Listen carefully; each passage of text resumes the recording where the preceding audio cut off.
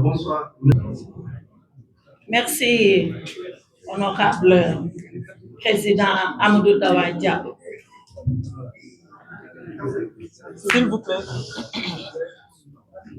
Je voudrais, comme il l'a dit, au nom du groupe parlementaire Takku Wallu Sénégal, vous remercier d'être venu, mais surtout, permettez-moi, à titre personnel, de remercier tous les collègues députés, membres de ce groupe qui m'entourent ici cet après-midi, et au-delà, remercier tous les responsables, particulièrement ceux de l'Alliance pour la République, dirigés ici par Sidiki Kaba, qui viennent assister à ce que nous sommes en train de faire. Alors, il faut le comprendre. Ce que nous sommes en train de faire, ce n'est pas juste un exercice protocolaire où un groupe parlementaire vient se prononcer sur une situation à l'Assemblée nationale. Loin de là. L'exercice que nous voulons faire avec vous est un exercice républicain extrêmement important, un exercice de clarification, mais surtout un exercice d'alerte. Alerte au peuple sénégalais pour ce qui est en train de se passer à l'Assemblée nationale si le processus n'est pas arrêté et immédiatement arrêté. Alors, tenant compte de la gravité de la situation, je voulais emprunter à Victor Hugo ceci. Il dit que dans des moments troubles, et je considère que ce qui se passe à l'Assemblée nationale va jeter le trouble au Sénégal. Donc, dans des moments troubles, il faudrait que chacun d'entre nous accepte d'être le serviteur du droit, mais qu'il accepte aussi d'être l'esclave de son devoir. Cet après-midi, nous voulons, avec tout le peuple sénégalais, être ce serviteur du droit et être surtout cet esclave de notre devoir. Alors, c'est quoi être serviteur du droit? Être serviteur du droit, c'est rappeler que le Sénégal est une république. Une république qui a ses lois, qui a ses institutions, qui elle-même est soumise à la loi comme n'importe quel citoyen dans ce pays. Or, qu'est-ce qui se passe à l'Assemblée nationale qui est contraire, absolument contraire à la loi? Le samedi dernier, nous avons reçu à 23h58 une convocation par WhatsApp du président de l'Assemblée nationale, Malick Ndiaye, qui nous convie à une réunion de bureau pour le dimanche après-midi. Et le lendemain dimanche, à 11h58, vous voyez, je suis précise, une convocation écrite nous parvient, mais toujours par WhatsApp, pour nous dire que nous devons nous rencontrer immédiatement. S'il vous plaît. Que nous devons nous rencontrer immédiatement en tant que membre du bureau à 16h. Je précise que de toute l'opposition à l'Assemblée nationale, c'est-à-dire les 35 députés que nous sommes, il n'y a que dans le groupe Takku Wallu où vous aurez des membres du bureau. En la personne de Madame Racky Diallo, ici présente, vice-présidente du bureau de l'Assemblée nationale, et à ma modeste personne, qualité de présidente du groupe parlementaire. Donc, personne ici, en dehors de nous deux, ne sait ce qui s'est passé à l'occasion de cette réunion du bureau. Alors, je vais vous dire ce qui s'est passé. Et bien sûr, sans violer le secret de nos délibérations. Lorsque nous sommes arrivés, le président Malick Ndiaye nous a annoncé qu'il avait 3 points inscrits à son ordre du jour. Le premier point était relatif à ce qu'il a appelé une instruction générale du bureau. L'instruction générale du bureau, pour ceux-là qui ne le savent pas, c'est la mesure, comme un arrêté, que doit prendre le président du bureau pour appliquer une disposition du règlement intérieur. Et cette instruction générale du bureau, je vais y revenir, il nous dit qu'il a trait à expliquer comment un député qui veut revenir à l'Assemblée nationale peut revenir à l'Assemblée nationale et comment surtout son suppléant doit être traité au moment où le suppléant quitte pour que le titulaire revienne. Premier point. Deuxième point qu'il nous a dit, dont il veut qu'on débatte, c'est la réintégration du député Ousmane Sonko, je répète ces termes, à l'Assemblée nationale. Et enfin, troisième point dont il nous a entretenu, de sa propre démission en tant que président de l'Assemblée nationale. Voilà les 3 points sur lesquels nous avons débattu. Je l'ai dit, je ne viole pas le secret de délibération. Mais vous imaginez bien que ma collègue Racky Diallo et moi-même avons défendu que cela n'était pas possible. Alors je commence par la démission. Le président Malick Ndiaye nous a donné lecture d'une lettre qui maintenant est rendue publique pour dire que, au nom d'intérêts supérieurs, qu'il démissionnait de son mandat. Parce que président de l'Assemblée nationale, c'est un mandat. C'est après avoir été élu député que le collège des députés qui compose l'Assemblée nationale élit encore son président. Il a un double mandat. Mais pour démissionner de ce mandat, le règlement intérieur prévoit une procédure particulière.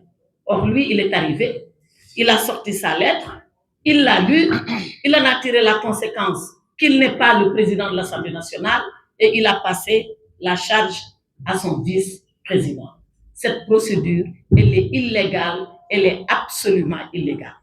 La démission de Malick Ndiaye, je suis désolée de le dire, n'a pas respecté les dispositions du règlement intérieur. Or, que disent les dispositions du règlement intérieur? C'est l'article 15, si vous pouvez me le sortir.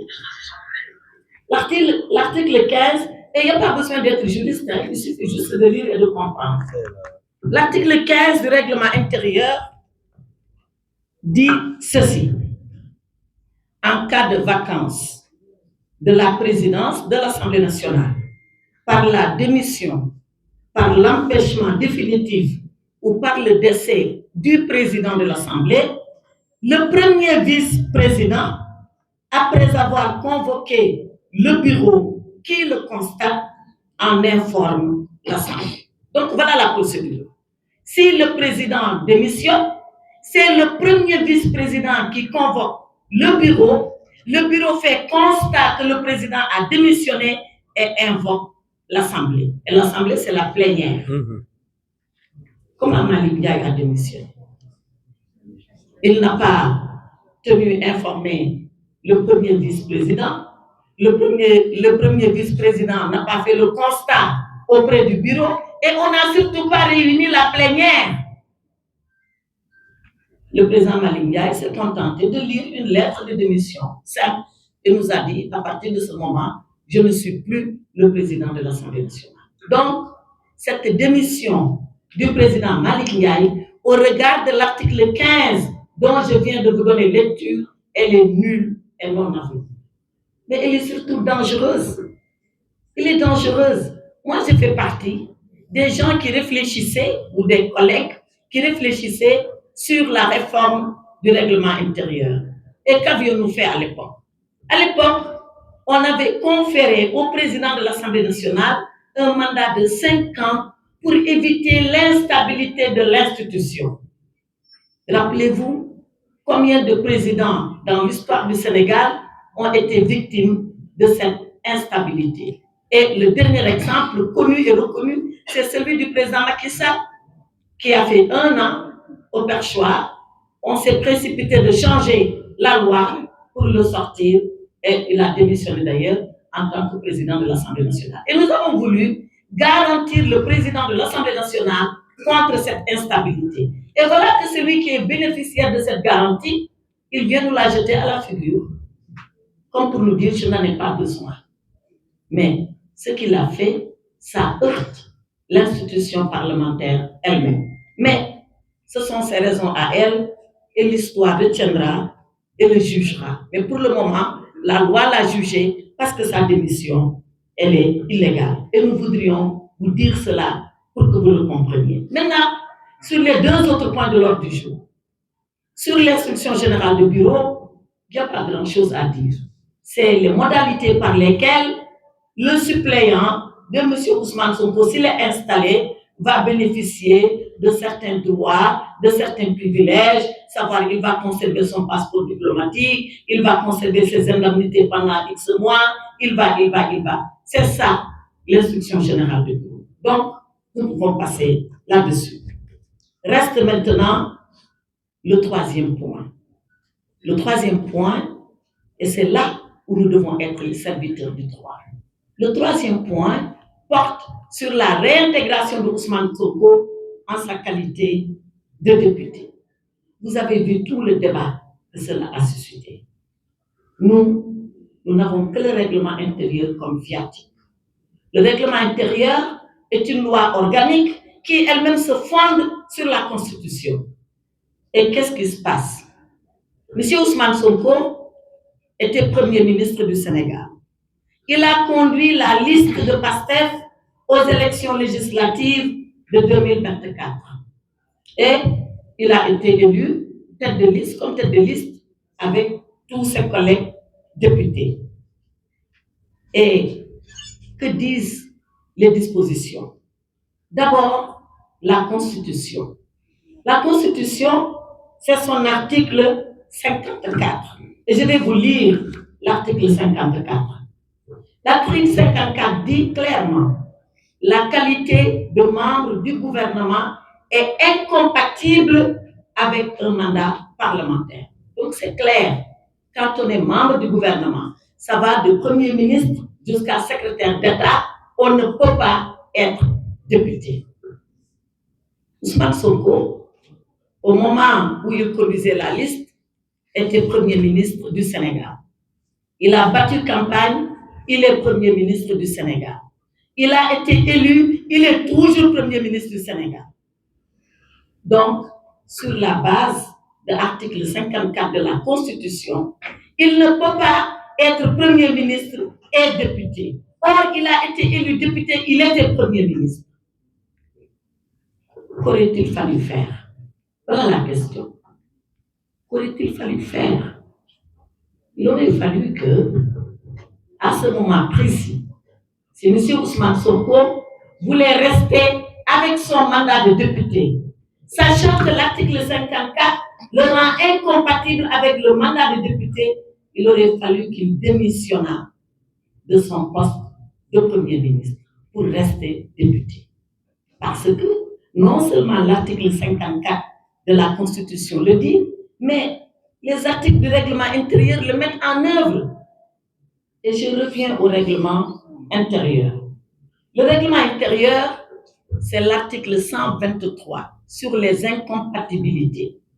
Et l'article 123 dit, pour reprendre l'article 54 de la Constitution, le mandat de député est incompatible avec la qualité de membre du gouvernement.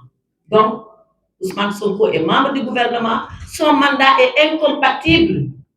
Il ne peut pas être député et en même temps membre du gouvernement. Or, le 2 décembre 2024, Ousmane Sonko était député et il était membre du gouvernement. Mais la loi poursuit.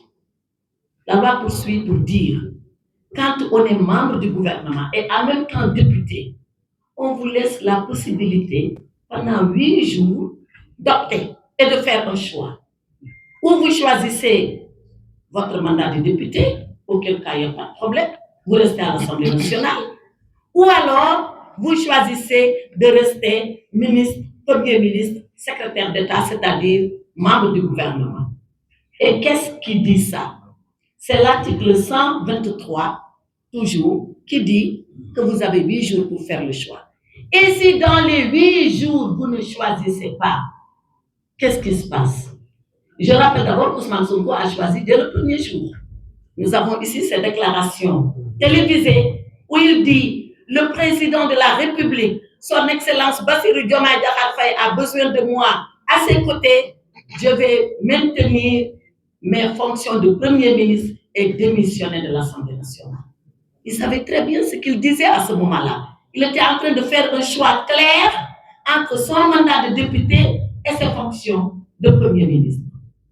Parce que l'article 123 dit que si dans les 8 jours, vous ne faites pas une option entre le député et les fonctions gouvernementales, vous êtes considéré comme démissionnaire d'office. D'office. C'est-à-dire que, à supposer par extraordinaire que Ousmane Sonko n'ait même pas annoncé sa décision, le simple fait pour lui de garder ses fonctions de Premier ministre 8 jours après l'installation de l'Assemblée nationale le rendait démissionnaire d'office. Or, c'est quoi un démissionnaire? C'est quelqu'un qui, de façon volontaire, renonce de façon définitive à un droit. Renonce de façon définitive. Donc, au moment où nous parlons, j'entends beaucoup parler de l'article L124. C'est vrai, mais L124 ne règle pas le cas d'Ousmane Sonko. C'est l'article 54 de la Constitution, c'est les articles 122 et 123 et 132 du règlement intérieur qui règlent le cas d'Ousmane Sonko. Et pour prendre un exemple récent, à la suite des élections législatives de 2022, beaucoup ici se souviennent, il y a eu de nos collègues ministres à l'époque, membres du gouvernement du président Macky Sall, qui avaient été élus députés à l'époque. Ils sont arrivés à l'Assemblée nationale. Qu'est-ce qu'on n'a pas fait de grabuge ce jour-là par l'opposition, qui leur a dit d'ailleurs, vous ne voterez pas parce que vous êtes toujours des ministres. Vous vous souvenez de ça? Absolument. On leur a dit, ces ministres-là, ils ont 8 jours pour choisir. 8 jours. Mais je ne vais pas aller plus loin. Cet honorable collègue, Amadou Dawa Diallo, parce que nous, tout ce que nous le faisons sur la base des textes, en conformité avec les textes et en respect total des textes. Amadou Dawa Diallo, il est président du conseil départemental de Ranérou. Il a été élu député à l'Assemblée nationale. Et il est en même temps haut fonctionnaire de l'État. Et les hauts fonctionnaires de l'État sont concernés par les incompatibilités comme les membres du gouvernement. Il a écrit pour conformer sa situation, abandonner ou surseoir à ses responsabilités administratives de haut fonctionnaire, rester avec son mandat de député et avec son mandat de président du conseil de Ranérou. C'est ça qu'aurait dû faire exactement Ousmane Sonko s'il avait pensé revenir à l'Assemblée nationale. Mais peut-être qu'il n'a jamais pensé que cette situation pouvait arriver. Et maintenant, que font-ils? Ils sont en train de s'accrocher à l'article L24 pour dire oui, il a suspendu son mandat, il peut revenir. Non, absolument non. L'article 124 ne règle pas le cas d'Ousmane Sonko. Que dit l'article 124? L'article 124 dit, lorsque quelqu'un, je vais le lire littéralement, le député qui est nommé membre du gouvernement ne peut siéger à l'Assemblée nationale pendant la durée de ses fonctions. Vous savez, le droit est très logique et le droit est très, très performant. Là-bas, on dit quand vous êtes déjà membre du gouvernement et que le député vous rattrape, vous avez l'option de choisir. Ici, c'est quand vous êtes déjà élu député et que le membre du gouvernement vous rattrape. Et à ce moment-là, on dit, vous pouvez partir au gouvernement, mais en suspendant votre mandat de député et au retour du gouvernement, vous le reprenez. C'est deux cas très voisins, mais totalement différents. Totalement différents. Dans l'article 124, c'est la personne qui est élue et qui devient membre du gouvernement. Alors, question. En décembre 2024, Sonko a été élu. Est-ce qu'il est devenu ou est-ce qu'il était membre du gouvernement? Il était déjà membre du gouvernement en décembre 2024. Il ne l'est pas devenu. Par contre, pendant la législature, nous avons eu un collègue qui a été élu député, qui pendant la législature est devenu membre du gouvernement. Oui, à celui-là, la suspension s'applique. Mais à Ousmane Sonko ne s'applique que la démission définitive et la démission irrévocable. Si maintenant, on laisse passer ce forcing que la majorité veut nous imposer à l'Assemblée nationale, il s'agira tout simplement d'un coup d'État institutionnel. Et c'est pour ça que nous disons, après avoir servi le droit, et je viens de vous le dire, nous devons maintenant être esclaves de notre devoir. Et notre devoir, c'est quoi? C'est de faire de telle sorte que ce coup de force, qui est un coup d'État institutionnel, que nous ne le laissions pas passer. Jamais nous ne pouvons accepter cette situation dans notre République parce qu'elle a ses lois et parce que tout le monde doit être soumis à ces lois, y compris la majorité. Alors, ce devoir que nous avons nous amène à nous poser la question suivante. Que pouvons-nous faire pour éviter qu'une personne qui n'est pas députée ne siège pas, mais pire, pour qu'elle ne devienne pas présidente de l'Assemblée nationale? Si nous laissons la situation telle qu'elle, ça veut dire que vous, là dehors, sans être élu, ou après avoir été élu et après avoir perdu totalement votre mandat, vous pouvez revenir et prétendre à être président de l'Assemblée nationale. Au nom de quoi devrions-nous accepter cela? On ne l'acceptera pas. Et c'est là où nous interpellons tout le peuple sénégalais pour dire, voilà ce que la majorité PASTEF, dans la précipitation et dans l'urgence, parce que, vous savez, quand nous sommes arrivés en réunion de bureau, j'ai demandé pourquoi l'urgence. Quelle est la précipitation qui nous commande de nous mobiliser un dimanche après-midi, un long week-end de Pentecôte, sans même penser à nos frères chrétiens qui, eux, sont dans la prière, pour nous demander de venir délibérer sur un cas qui n'est absolument pas urgent. Personne ne m'a répondu sur ça, sauf à me dire, oui, y compris le dimanche, l'Assemblée peut délibérer. Quelle est l'urgence qui nous commande de dire, mardi, à la première heure, venez pour qu'un non-député soit élu président de l'Assemblée nationale? Aucune, sauf à régler une situation politique ou une situation personnelle. Nous ne pouvons pas accepter que les institutions soient dévoyées pour régler une situation politique, encore moins une situation personnelle. C'est la raison pour laquelle, depuis hier, tous les membres du groupe sont sollicités. Est-ce que vous allez faire un recours contre le forcing de l'Assemblée nationale? Qu'est-ce que vous allez faire? Il faut savoir que si on avait les moyens du recours, on l'aurait fait. Mais en la matière, les députés ne peuvent pas faire de recours. Parce que la Constitution n'offre de recours pour les députés que lorsqu'il s'agit de vote d'une loi et que les députés considèrent que la loi n'est pas conforme à la Constitution. En dehors de ça, les députés ne peuvent pas aller devant le Conseil constitutionnel. On en a même un exemple tout récent. En 2024, quand notre bureau a été installé, nous avions eu, rappelez-vous, un débat très vif sur le respect de la parité. Nous voulions proposer un vice-président homme et la majorité voulait nous imposer une vice-présidente. Nous avons été jusqu'au Conseil constitutionnel. Pourquoi? Parce que nous voulions épuiser la matière.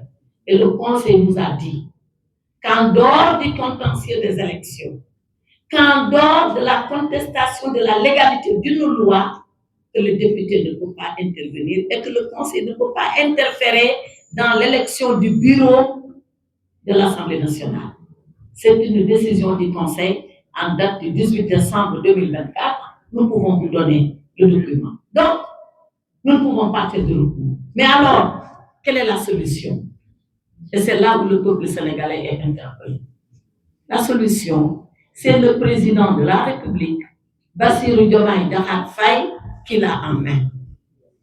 Et nous lui demandons, de la façon la plus solennelle, de la façon la plus grave, mais de la façon la plus respectueuse, d'assumer cette responsabilité au nom du peuple qu'il a élu et sur la base du serment qu'il a prêté.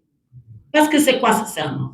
Ce serment, c'est l'article 37 de la Constitution, où il dit qu'il s'engage à défendre et à protéger les institutions. Or, l'Assemblée nationale est menacée. Et quand l'Assemblée nationale aura fini d'être soumise au diktat illégal de la majorité, c'est à son fauteuil que l'Assemblée s'attaquera. On peut le dire parce que tout ce qui se dessine là tend vers ça. Donc, il doit protéger les institutions. Il doit protéger l'Assemblée nationale. En quoi faisant? La Constitution lui permet, lui donne le pouvoir, à lui seul, ce pouvoir-là, de demander un avis au Conseil constitutionnel. C'est l'article 92 de notre Constitution. Pour dire au Conseil constitutionnel, que pensez-vous de la légalité du retour de Ousmane Sonko à l'Assemblée nationale? Point. Moi-même, je peux rédiger l'avis si le président me le demande. Que pense le Conseil de la légalité du retour de M. Ousmane Sonko à l'Assemblée nationale? Les 7 sages-là, qui sont toujours sages, je suis convaincue qu'ils diront que ce retour est impossible. Il est impossible parce que Ousmane Sonko, Premier ministre du Sénégal, élu député, est retourné dans ses fonctions de Premier ministre en application des articles 123 et 132 du règlement intérieur sur les incompatibilités, que cela rend impossible le retour de Ousmane Sonko à l'Assemblée nationale. Et la cause est entendue. Et la cause est entendue. Donc, nous demandons au président de la République, de façon grave, de façon solennelle, dans tout le respect que nous lui devons, de prendre cette responsabilité à bras le corps. Le peuple du Sénégal ne lui demande qu'une chose, c'est d'assumer cette responsabilité-là. Le jour où il ne le fera pas, et je ne peux pas imaginer qu'il ne le fasse pas, le jour où il ne le fera pas, eh bien, il portera une atteinte grave au Sénégal et aux Sénégalais. Donc, Monsieur le Président de la République, le groupe parlementaire Takku Wallu Sénégal, qui représente le peuple à l'Assemblée nationale, comme vous, ce peuple-là vous a élu.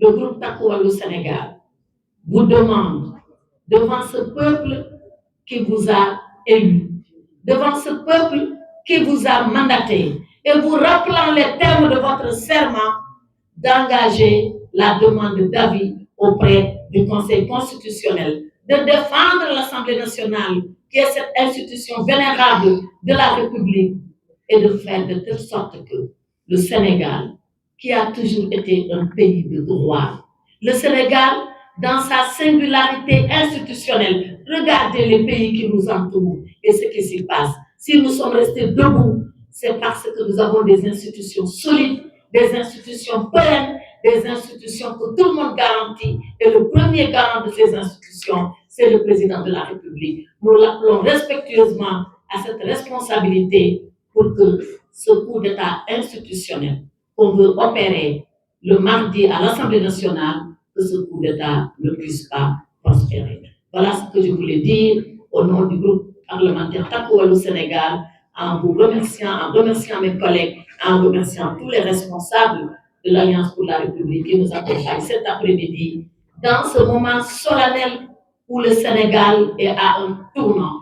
Il faut que ce tournant soit le tournant du bien, le tournant où on conforte la loi, le tournant où on respecte le droit, le tournant où chaque institution, dans ce qui lui a été défini par la Constitution, reste cette institution et qu'une majorité, parce qu'elle est une majorité, ne se permette plus de faire ce qu'elle veut et de s'amuser avec nos lois et nos règlements. Je vous remercie.